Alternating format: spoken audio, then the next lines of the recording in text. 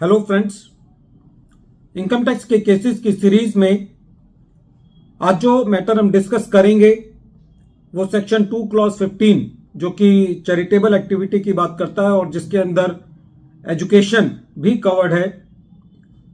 तो एजुकेशन के दायरे में आने के लिए जो सुप्रीम कोर्ट का जजमेंट है जो कि ये कहता है कि एक फॉर्मल और सिस्टमैटिक एजुकेशन यदि है स्टूडेंट्स के लिए तभी उसको एजुकेशन माना जाएगा। तो क्या ऐसी परिस्थिति में जहां पर कोई ऑर्गेनाइजेशन किसी ऐसी रिकॉग्नाइज्ड बॉडी से एफिलिएटेड नहीं है, तो क्या ऐसी परिस्थिति में उस एसएससी को एजुकेशन के दायरे से बाहर माना जाएगा? या कोई एसएससी यदि किसी वर्चुअल मोड में एजुकेशन प्रोवाइड करता है जहां पर वेरियस स्टूडेंट्स अपने रिमोट प्लेसेस से बैठ करके अपने कंप्यूटर से, लैपटॉप से या मोबाइल फोन से क्लासेस को ज्वाइन करते हैं और वहीं से वे अपने क्वेश्चंस पूछते हैं चैट बॉक्स में, जो भी वर्चुअल मोड का तरीका होता है क्लासेस देने का। तो क्या ऐसी परिस्थिति में जहां पर कोई एसएससी किसी रिकॉग्नाइज्ड या रेगुलेटरी अथॉरिटी से एफिलिएटेड नहीं है और वो वर्चुअल मोड के अंदर एजुकेशन को प्रोवाइड करता है, तो क्या ऐसी परिस्थिति में वो एसएससी एजुकेशन की डेफिनेशन में कवर होगा या नहीं? यही इशू दिल्ली हाई कोर्ट ने अपने case commissioner of income tax exemption versus NIIT foundation के केस में लिया। यह मैटर 467 आईटीआर पेज नंबर 63 पर रिपोर्ट हुआ मैटर दिल्ली हाई कोर्ट ने 26 जुलाई 2024 को डिसाइड किया। प्रेजेंट केस में एसएससी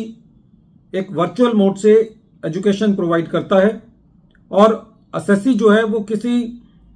रिकॉग्नाइज्ड या किसी रेगुलेटरी अथॉरिटी से भी रिकॉग्नाइज्ड नहीं है। जब असेसमेंट प्रोसीडिंग्स चल रही थी तो असेसिंग ऑफिसर ने ये माना कि एसएससी जो है वो एजुकेशन की एक्टिविटी कर रहा है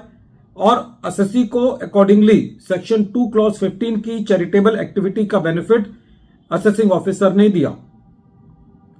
लेकिन बाद में principal commissioner of income tax ने इस केस को यह कहते हुए कि जो ऑर्डर पास किया गया है असेसिंग ऑफिसर के द्वारा वो prejudicial to the interest to the revenue है और इरोनियस है,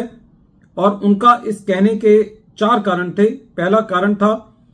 principal commissioner of income tax का यह कहना था कि प्रेजेंट केस के अंदर एसएससी एजुकेशन की डेफिनेशन में नहीं आता,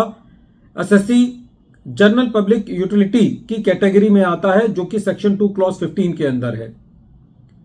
secondly, principal commissioner of income tax का यह एलिगेशन था कि प्रेजेंट केस के अंदर जो एसएससी है वो एज ए कॉन्ट्रैक्टर या एज ए सर्विस प्रोवाइडर जो है वो सर्विस प्रोवाइड कर रहा है और प्रेजेंट केस में जो फॉर्मल एजुकेशन के एलिमेंट हैं वो पूरी तरीके से एब्सेंट है। Third, principal commissioner of income tax का यह कहना था कि जो एक्टिविटीज जो एसएससी कर रहा है वो एक्टिविटीज एक ब्रांड वैल्यू को क्रिएट करने के लिए कर रहा है जो कि सेक्शन 13 सबसेक्शन 1 क्लॉज सी के वायोलेटिव है। फोर्थली,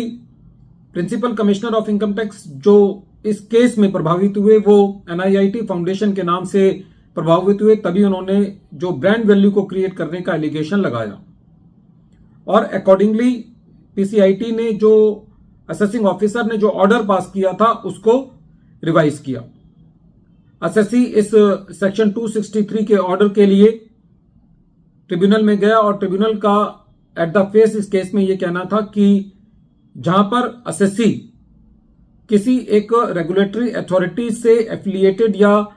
रिकॉग्नाइज्ड नहीं होता तो खाली इस आधार पर यह नहीं कहा जा सकता कि एसएससी सेक्शन 2 क्लॉज 15 में जो चैरिटेबल एक्टिविटी की डेफिनेशन है उसमें एजुकेशन की डेफिनेशन में नहीं आता, ऐसा नहीं कहा जा सकता। दूसरा, ट्रिब्यूनल का यह कहना था कि प्रेजेंट केस के अंदर एसएससी ने जो कॉर्पोरेट डोनेशंस रिसीव की हैं उसका पूरी तरीके से एजुकेशन पर्पसेस के लिए इस्तेमाल किया है। जो एसएससी को सरप्लस होता है वो भी एसएससी ने एजुकेशनल एक्टिविटीज के लिए इस्तेमाल किया है और इससे कोई फर्क नहीं पड़ता कि एसएससी जो है वो एजुकेशन है वो वर्चुअल मोड से प्रोवाइड कर रहा है।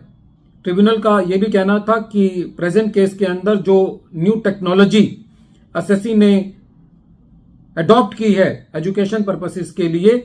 वो किसी भी तरीके से एसएससी को एजुकेशन एक्टिविटी से डिट्रैक्ट नहीं करती। लास्टली ट्रिब्यूनल का यह कहना था कि जो सुप्रीम कोर्ट की गाइडलाइंस हैं एजुकेशन एक्टिविटी के लिए कि एजुकेशन एक्टिविटी एक फॉर्मल और एक सब्सटेंटेटिव और एक सिस्टमैटिक प्रोसेस होना चाहिए एजुकेशन के लिए, वो पूरी तरीके से इस केस में अडेयर की गई हैं। इसलिए ट्रिब्यूनल ने principal commissioner of income tax ने जो रिवीजन किया था उसको गलत ठहराया। जब रेवेन्यू इस मैटर को लेकर के हाईकोर्ट गया तो हाईकोर्ट ने भी ट्रिब्यूनल के ऑर्डर को अपील किया और ये कहा कि एक वर्चुअल मोड से एजुकेशन देना ये नहीं कहा जा सकता कि ये एक फॉर्मल एजुकेशन नहीं है, एक सिस्टमैटिक एजुकेशन नहीं है। वीडियो के अंत में एक बार फिर मैं केस का नाम रिपीट कर रहा हूं। केस का नाम है commissioner of income tax exemptions versus NIIT foundation और ये केस 467 ITR पेज नंबर 63 पर रिपोर्ट हुआ। मैटर दिल्ली हाईकोर्ट ने 26 जुलाई 2024 को डिसाइड किया। Thank you friends.